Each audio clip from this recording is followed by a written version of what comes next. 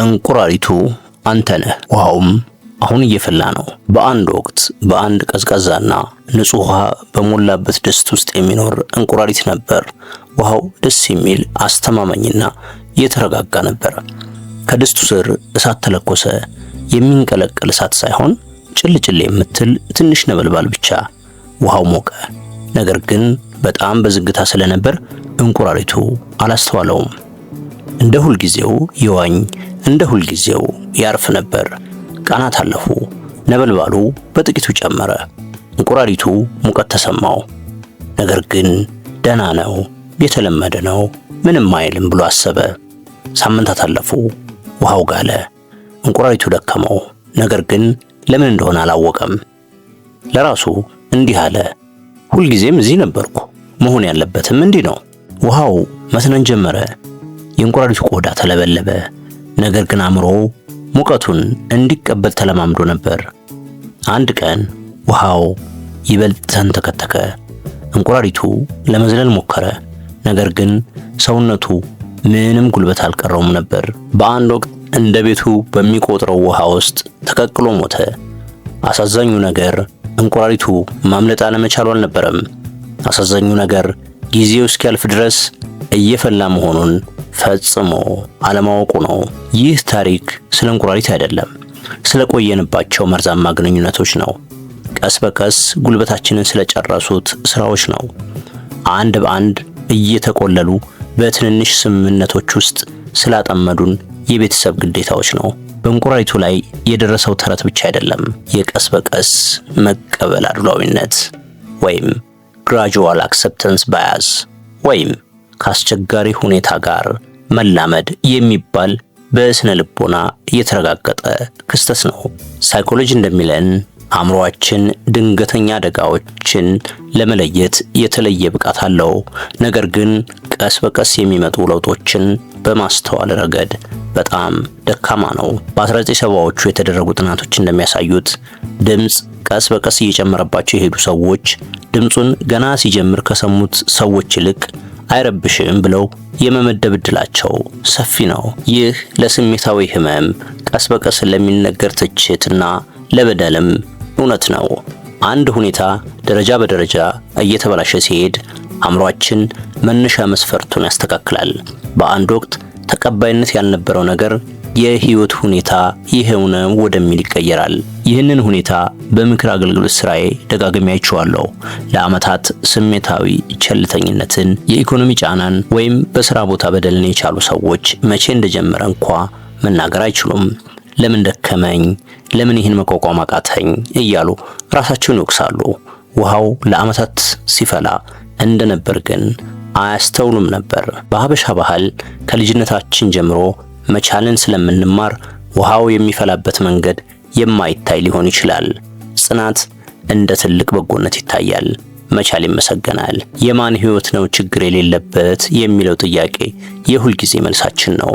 እነዚህ አባባሎች ጥንካሬ ሊሰጡን ይችላሉ፣ ነገር ግን ከድስቱ ስር የሚነድ እሳትም ሊሆኑ ይችላሉ። ቤተሰብ ስለሆነ ንቀትን መቻል እንማራለን። ከኔ የባሰባቸው ስላሉ ብለን ከልክ በላይ ስራን መቀበልን እንለምዳለን። ጠንካራ ለመሆን ስንል የራሳችንን ህመም እናፍናለን። በግንኙነቶች ውስጥ ሙቀቱ ቀስ ብሎ ይጨምራል። ያጋርህ ተራ የሚያደርጉ አስተያየቶች የተለመዱ ይሆናሉ። በመካከላችሁ ያለው ርቀት ይሰፋል። ነገር ግን በአንድ ጊዜ ስላልሆነ ትላመዱታላችሁ። ፍቅርንና ሙቀትን መጠበቅ ታቆማላችሁ። በቤተሰብ ውስጥ ሙቀቱ በግዴታ ስም ይጨምራል። እኛ ቤተሰቦች ነን፣ ስለዚህ የግድ እንደዚህ መሆን አለበት ይባላል። እያንዳንዱ ጥያቄ ትንሽ ነው። እያንዳንዱ የጥፋተኝነት ስሜት አጭር ነው። ነገር ግን ከዓመታት በኋላ ግንኙነታችሁ ይቀልጣል። ድንበራችሁ የት እንደሆነ እንኳን አታውቁም። በስራ ላይ ሙቀቱ በታማኝነት ስም ይጨምራል። ለዚች ጊዜ ብቻ፣ ፕሮጀክቱ እስኪያልቅ ብቻ በሚል ምሽቶችህን፣ እረፍትህንና ጤናህን ትሰጣለህ። በስተመጨረሻ ስታስተውለው ሌላ ስራ ለመፈለግ እንኳን አቅም አይኖርህም። እንቁራሪቱ ተቀቅሎ መሞትን አልመረጠም። የመረጠው ግን ደጋግሞ እየተበላሸ በሄደ ውሃ ውስጥ መቆየትን ነው። አሳዛኙ ነገር የምኖርበት የውሃ ሙቀት ምን ያህል ነው ብሎ ፈጽሞ አለመጠየቁ ነው። በዙሪያችሁ ያለው ውሃ እየፈላ መሆኑን እንዴት ታውቃላችሁ? ራሳችሁን እነዚህን ጥያቄዎች ጠይቁ። አንደኛ፣ ካረፋችሁ በኋላም እንኳን በአብዛኛው ቀናት የድካም ስሜት ይሰማችኋል? ሁለተኛ፣ በአንድ ወቅት ተወዷቸው ለነበሩ ነገሮች ፍላጎት አጥታችኋል? በሶስተኛ ደረጃ፣ ለሌላ ሰው መጥፎ ባህሪ ብዙ ጊዜ ምክንያት ትሰጣላችሁ? አራተኛ፣ ደስተኛ ነኝ ከማለት ይልቅ ያን ያህልም መጥፎ አይደለም ስትሉ ራሳችሁን ታገኙታላችሁ? አምስተኛ፣ በእርግጥ እየሆነ ያለውን ነገር ለቅርብ ጓደኞቻችሁ ወይም ለቤተሰቦቻችሁ መንገር አቁማችኋል? ከነዚህ ውስጥ የትኛውም የተለመደ ሆኖ ከተሰማችሁ ሙቀቱ ቀድሞውኑ እየጨመረ ሊሆን ይችላል። እንቁራሪቱ ጊዜው እስኪያልፍ ድረስ እየፈላ እንደሆነ አላወቀም።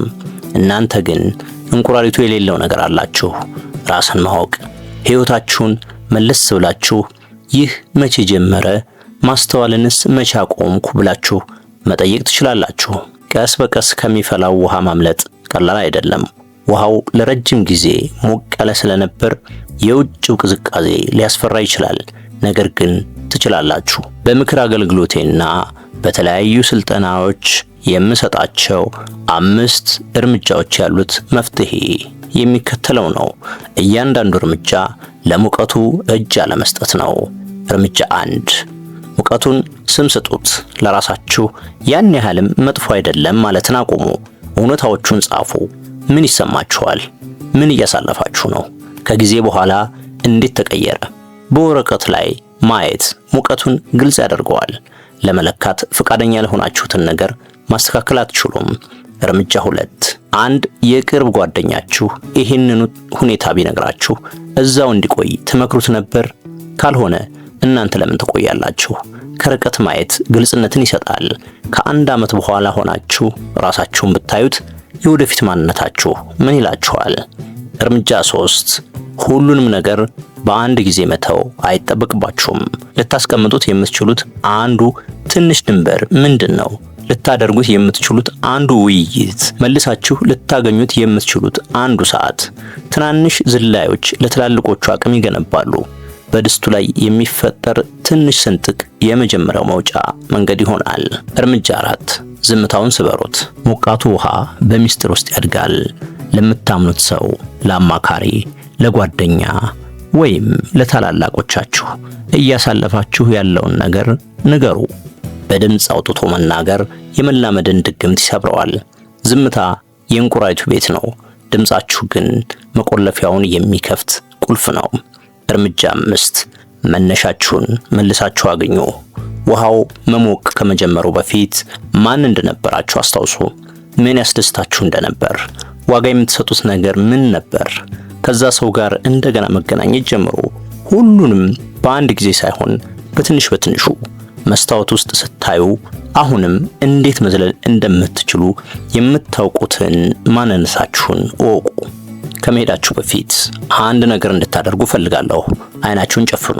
ለረጅም ጊዜ እየተላመዳችሁት የቆያችሁትን አንድ የህይወታችሁን ክፍል አስቡ። ሙቀቱ ይሰማችሁ። አሁን ራሳችሁን ዘላችሁ ስትወጡ አስቡት። በግዴለሽነት ሳይሆን ሆን ብላችሁ ቀዝቃዛውን አየር፣ ግልጽነቱን፣ ዳግም በነጻነት የምትተነፍሱበትን ቦታ በህሊናችሁ ሳሉ። የተፈጠራችሁት በትንንሽ ስምምነቶች ሕያው ሆናችሁ እንድትቀቀሉ አይደለም።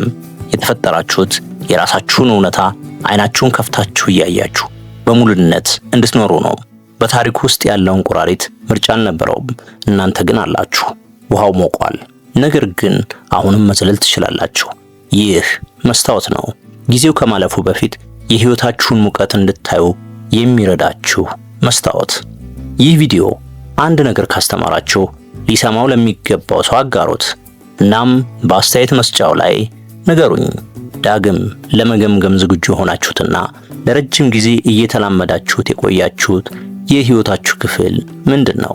በቀጣዩ ቪዲዮአችን ስንጥቆቻችሁን ወደ ጥንካሬ ምንጭ እንዴት እንደሚቀየሩ በተሰነጠቀው ማሰሮ ታሪክ እናያለን።